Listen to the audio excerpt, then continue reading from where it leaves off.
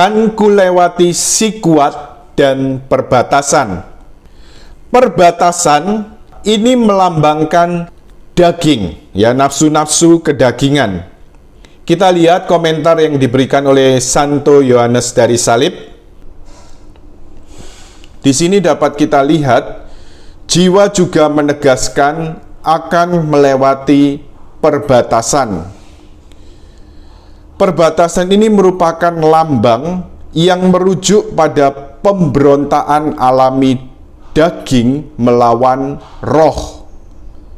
Sebagaimana dinyatakan oleh Santo Paulus dalam Galatia bab 5 ayat 17, sebab keinginan daging berlawanan dengan keinginan roh. Keinginan daging melawan keinginan roh, sehingga daging membuat dirinya menjadi benteng perbatasan untuk menghambat perjalanan rohani. Jadi kalau kita lihat, memang sebenarnya musuh yang terutama bagi jiwa dalam perjalanan menuju Allah ini, menurut bapak-bapak gereja, musuh yang terberat ini bukan dunia atau setan, tetapi musuh yang terberat dari jiwa sebenarnya adalah daging, ya. Dan kalau sebenarnya daging ini sungguh-sungguh sudah ditaklukkan, ditundukkan di dalam keinginan roh, ditundukkan pada Kristus sendiri, maka relatif musuh yang lain seperti dunia dan setan akan lebih mudah dihindari. Ada sifat terutama dari daging, yaitu ada dua sifat. Sifat pertama dari keinginan daging ini, yang pertama adalah kecenderungan daging untuk mencari kepuasan, mencari kesenangan yang akan selalu dipusatkan pada diri sendiri. Ya, tentunya keinginan untuk selalu mencari kepuasan, mencari kesenangan ini ya bisa terjadi dalam hal apapun, baik pada hal-hal lahiriah, pada hal-hal duniawi, tetapi jangan lupa juga bisa terjadi pada hal-hal yang bersifat rohani, juga termasuk dalam penghiburan rohani, pelayanan-pelayanan, karunia-karunia rohani.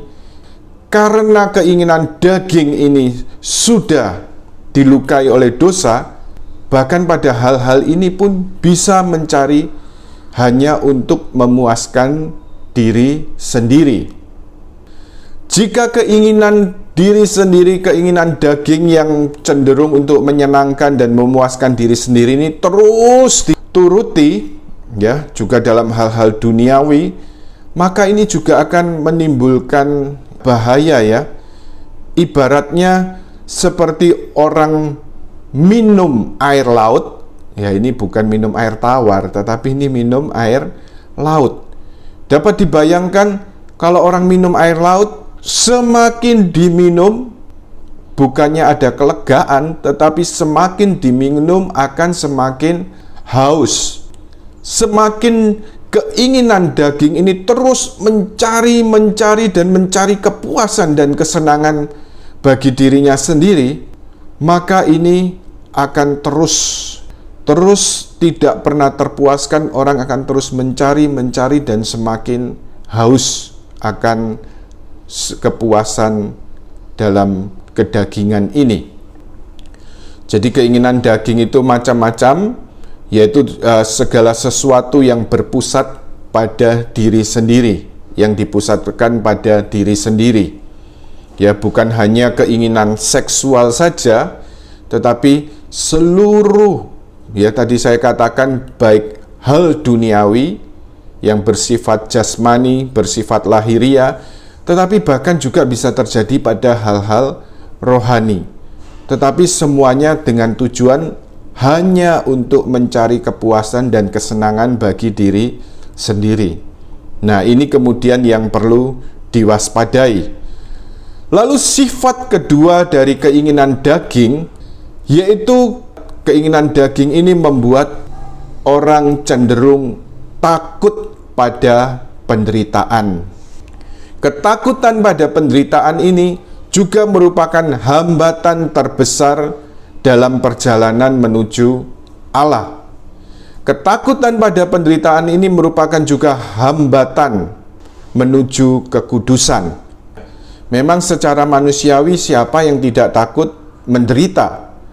Tetapi dalam hidup manusia, kenyataannya penderitaan juga termasuk bagian kehidupan manusia.